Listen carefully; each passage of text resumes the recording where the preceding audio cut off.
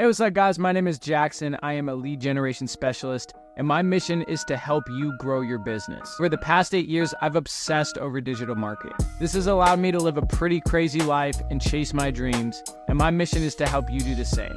I believe we all have the ability to live life on our own terms as long as we understand the tactics that can get us there. My goal with the Organic Growth Accelerator is to give you the tactics I've used to generate thousands of sales calls and create hundreds of thousands of dollars in revenue.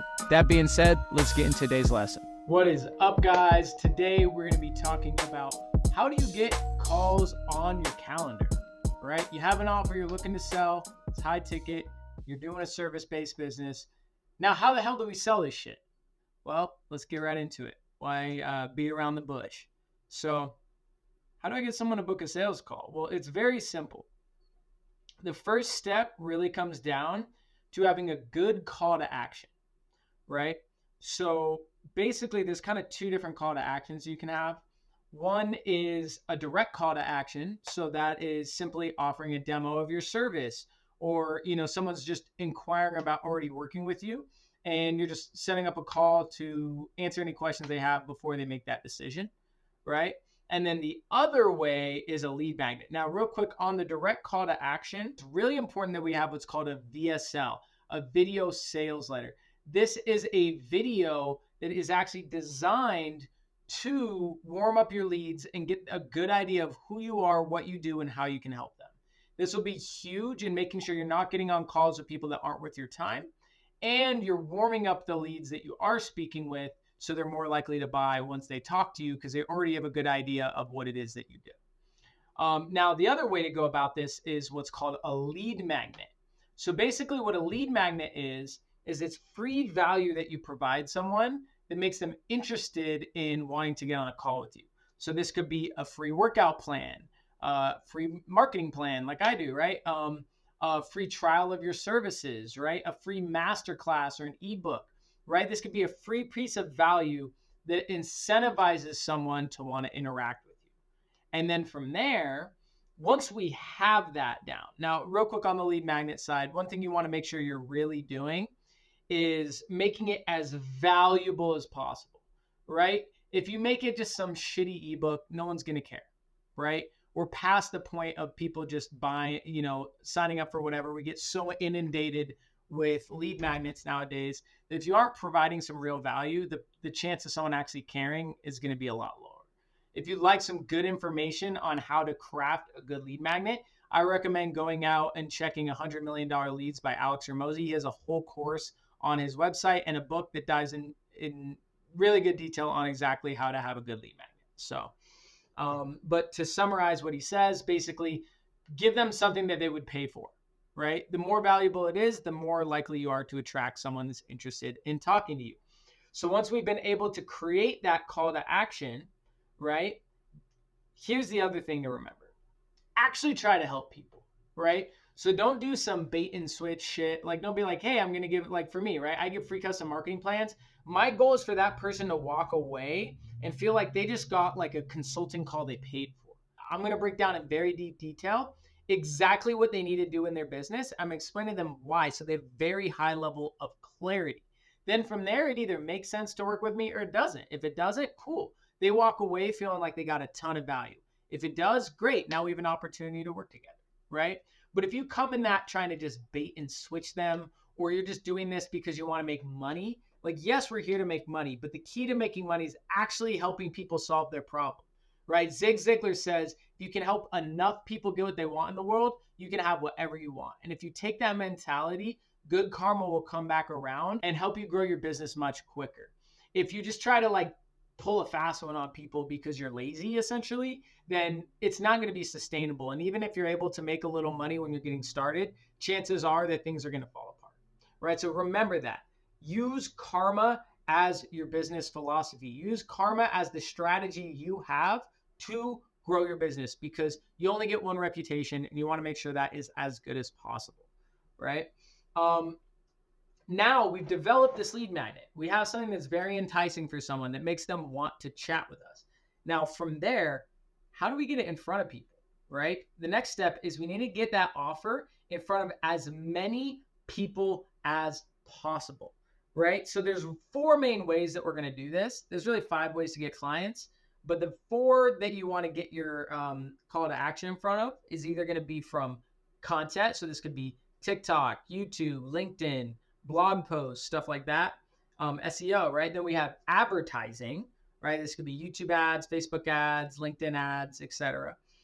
Then we have outbound. So this could be cold calling, cold emailing is the one that I really like, cold DMing, just reaching out to people directly and trying to provide value for them, right? And then the last one is networking. So actually going to networking events, going to conferences, reaching out to the people in your warm network and getting this offer in front of them directly. Right now, there is one other way we can get clients. That's referrals. These referrals can come both from your current client base, but also other people white labeling your services. Now, in my opinion, I wouldn't rely on this to start because this is something that will develop very organically once you actually have a consistent lead flow. And this one's harder to scale versus, say, content. You can always put out more content. Ads, you can always spend more money. You can always go to more networking events and have your sales team go to more networking events. And outbound, you can always scale that as well, right? So I'd recommend leaving referrals for later once you have your first strategy really dialed in.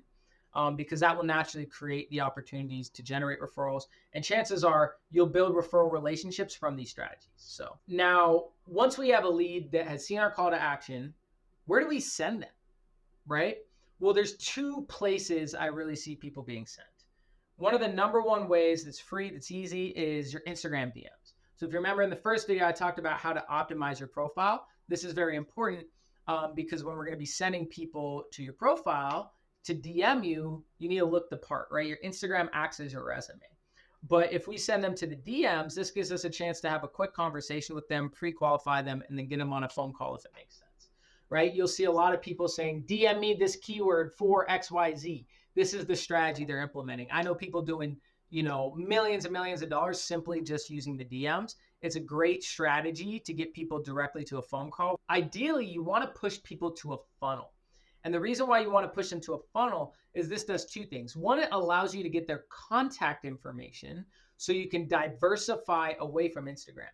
I had my TikTok channel with 126,000 followers, and overnight I lost my entire audience. They banned my account.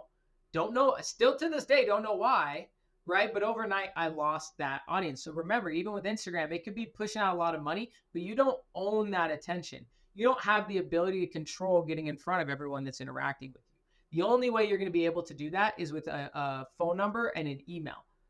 Those are the contact points that we actually own, right? So from there, if you push them through a funnel, we can not just get their contact information, but if you use tools like Go High Level, you'll be able to automate a lot of that process as well. I'll show you what that looks like. Now, this is an example of a funnel we've been fortunate enough to do 7 figures with. And the reason why is because it's optimized for booking calls. Typically, when you send someone directly to a calendar link or an application page, most of them don't actually fill it out. It's not to say that people won't, but when you have a system that's completely dialed for sales calls, this is what it looks like. So what we do first is we send them to a page where we have information about what we do. And the first thing we do before they can do anything with us is we get their name, email, phone number. That way, no matter what, we have their contact info, right? Then from there, we send them to a page like this, where there's typically what's called a video sales letter. So this right here is a video that explains exactly who we are, what we do, and how we help. Now, this is our business coach with us. It's specifically designed to help coaches and consultants build out their systems. So if that's something you're interested in getting help with, free fill. So if that's something you're interested in getting help with, I'm struggling today. Stop it. Get some help. So if that's something you're interested in getting help with, feel free to shoot me a DM on Instagram. I'd be happy to chat and see if something like this makes sense for your business. Now from here, the fact that we have a VSL really does 2 things. First, it's going to filter out the people that are a bad fit.